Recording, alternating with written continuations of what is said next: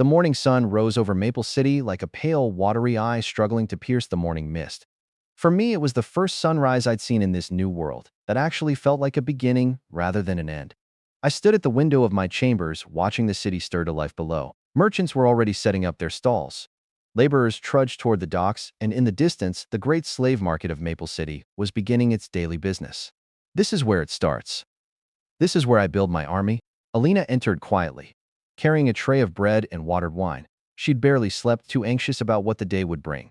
But when she saw the calm determination on my face, her fears eased, just a little. "My lord, the guards outside say the market opens at dawn. They've been watching us. I think they're expecting us to carry more than we were ordered to carry." As we spoke, the accountant requested to come in.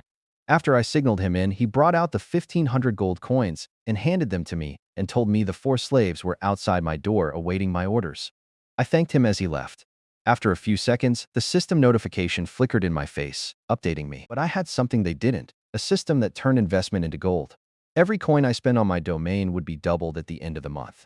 Every slave I bought, every tool I purchased, every seed I planted would compound. It was a cheat code in a world that didn't know such things existed.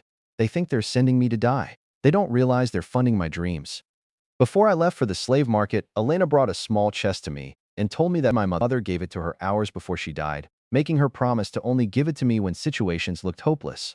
I took the chest with shaking hands and opened it with tears in my eyes as memories of the old William's mother flashed in my mind. Inside was a piece of folded parchment, a necklace with a wolf pendant, and a pouch. I opened the parchment first. In a delicate, fading hand, I read my mother's words. "William, be strong and be very courageous. I love you, always." I picked up the necklace and wore it around my neck. The wolf pendant felt warm against my chest, as if it had been waiting for me. Finally, I picked up the pouch and opened it. Inside were gold coins. I was shocked. Before I could count them, the system flashed in my face. Previous assets, the 600 gold coins, 4 servants, 1 dedicated maiden, Alina gained. 700 gold coins, mother's hidden inheritance, a current total, were 5,200 gold coins. I was so grateful for this gift and thanked Elena for being faithful to her promise. "How did my mother know?" Alina shook her head. "She said she always knew you would need it one day. She said you were destined for greatness. But she never explained what that meant." I looked at the wolf pendant around my neck and wondered, what was its significance? Was it just a keepsake, or did it hold deeper meaning? I tucked the thought away for later, one mystery at a time. First, I need to build my army. The slave market of Maple City was a place of desperate commerce. Iron cages lined the main square, their occupants huddled together for warmth against the morning chill. Merchants in fine linen robes prowled the aisles, examining the goods with the cold, appraising eyes of cattle buyers. I walked through the market with Elena at my side, my silver hair and blue eyes drawing immediate attention. A noble in the slave market was nothing unusual. Nobles and merchants were the primary buyers of slaves in the empire. But I was different. I was young.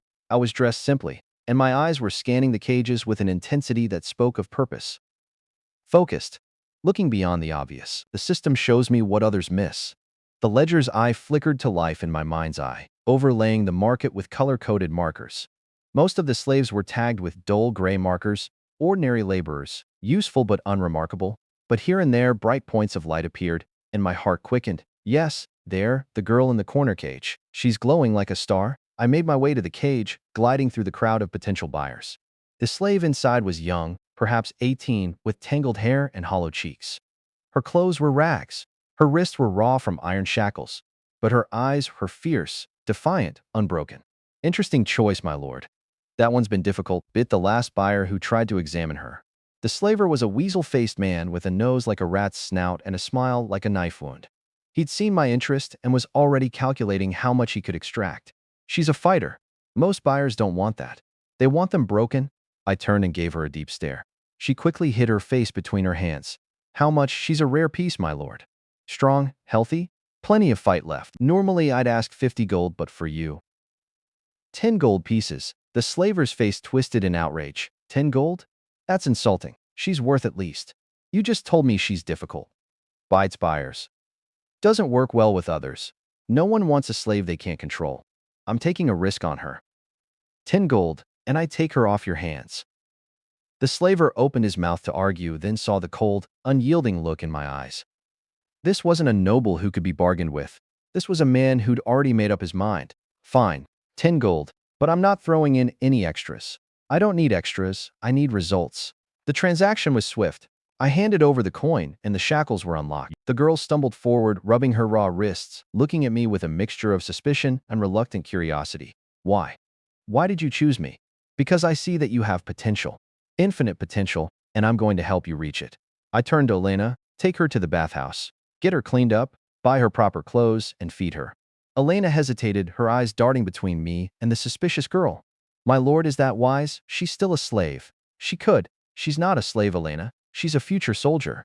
Treat her like one. The next few hours were a blur of activity. I moved through the slave market like a chess master, acquiring piece after piece for my army. The ledger's eye guided me to hidden gems, slaves who'd been overlooked by other buyers because they were too troublesome or injured.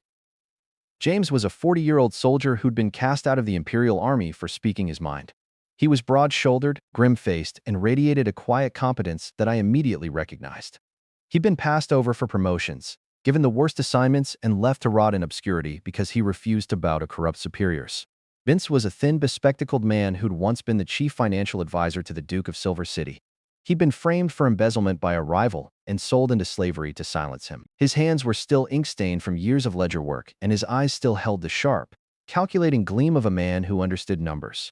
Borg was a management expert who'd been imprisoned for refusing to falsify records for his noble employer. He was meticulous, detail-oriented, and completely unflappable. He looked like a man who'd accepted his fate and was simply waiting for the end. Ingid was a carpenter with a limp, injured in a construction accident, and discarded by his former employer. He was skeptical when I approached him, convinced that his injury made him useless. Ferris was a demoted quartermaster who'd been blamed for a logistics failure that wasn't his fault. He knew every supply route in the Empire, every merchant's weakness, every way to move men and materials efficiently. By midday, my party had grown dramatically. I'd purchased 1,000 slaves, most of them laborers and craftsmen. I'd secured 20 horses, 20 cattle, and enough grain and supplies to last 3 months. I'd also bought seeds for planting, hoping to cultivate the cursed land once it was purified. From the spiritual center, I purchased 12 magical gemstones. Through the help of the system, I could craft simple purification artifacts that purify the air and the land. The power of the artifact and the radius it covered depended on the size of the gem. Expenses: 260 gold, 1,000 slaves, 95,000 silver, 950 gold, 20 horses, 500 gold, 20 cattle, 300 gold, 300 bags of grain, 15,000 silver, 50 gold, 20 per 40 horses, 25 40 50 gold, 300 bags of seeds, 5,000 silver, 50 gold, 150 long swords, 7,000 silver, 70 gold, 150 spears, 3,000 silver, 30 gold per studel, 3,000 silver, 30 gold per studel, 3,000 silver, 30 gold per studel, 3,000 silver, 10 gold. Valerie emerged from the bathhouse transformed. Her tangled hair had been washed and brushed to a silky sheen. Her hollow cheeks had been filled by a proper meal. And her eyes, those fierce, defiant eyes, were no longer hostile. They were curious, watching, waiting to see what this strange noble would do next. You didn't buy me as a pleasure slave. I nodded. You've been a pleasure slave before. Almost. Some other noble bought me, tried to. But I bid him hard. So he sold me back. I've been passed around ever since. No one wants a slave who fights. I don't want a slave, I want a soldier, and soldiers fight. She stared at me, trying to understand. No one had ever spoken to her like this. No one had ever given her a choice. Where are you taking me? The north, the hellish wastes. She almost laughed. You're insane. Everyone dies in the north. Every expedition, every army, they all die. I know. That's why I'm going. Why? Because everyone else is too afraid to try. And when you're the only one willing to do something impossible, you either fail spectacularly or succeed beyond anyone's imagination. The caravan assembled at the city gates as the morning sun began its slow climb upward. 1,000 slaves, 4 servants, a handful of specialists, and a noble who'd been given a death sentence disguised as an opportunity. Alina stood beside me, her face pale but determined. She'd been with me since childhood, and she'd never seen me like this, confident, commanding, utterly unafraid. My lord, how many of us will make it? I didn't answer immediately. I was looking at the customized map in my system. All of us. And anyone who dies, dies fighting for something worthwhile. That's more than most people get. I turned to face the assembled crowd.